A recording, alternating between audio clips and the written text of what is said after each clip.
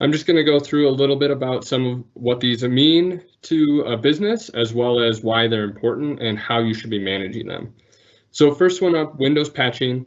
It's a pretty simple concept, right? So all you need to do is make sure your computers are getting updates. Well, that's not all of it. So some updates can break computers. You don't want to have your computer broken in the middle of a business day or during the week, etc. So the idea here is not only are you patching your computers, but in a business setting, it's super important to ensure that you are appropriately managing updates so that you have a way to deploy them, at the right time for your business. Maybe that's in the evenings or over weekends. And then if something does go wrong, you have a way to roll back and or just skip an update or, wait until that's fixed so that it doesn't disrupt your business. So it's important that you're managing those patches.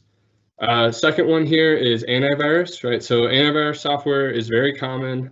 It's more of an older security technique, but it's still really important. It is, a line of defense to have on your computer, and it can protect you from a lot of basic threats like unwanted programs and malware that could get onto your computer. Every computer in a business environment should have a managed antivirus solution. So across the board, every computer should have the same antivirus software on them.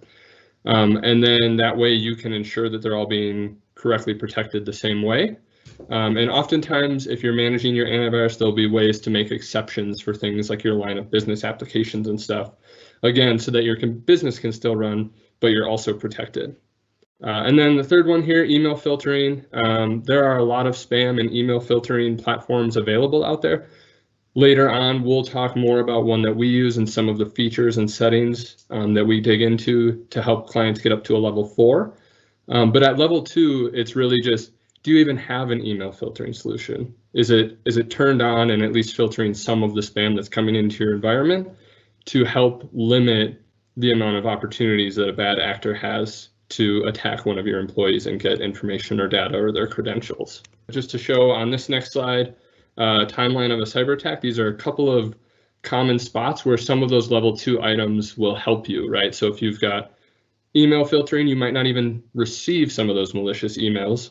And then toward the end there, if someone's account does get compromised and some malicious software is installed on their computer, hopefully before the bad actor can even take any action, the antivirus solution will see and remove that malware.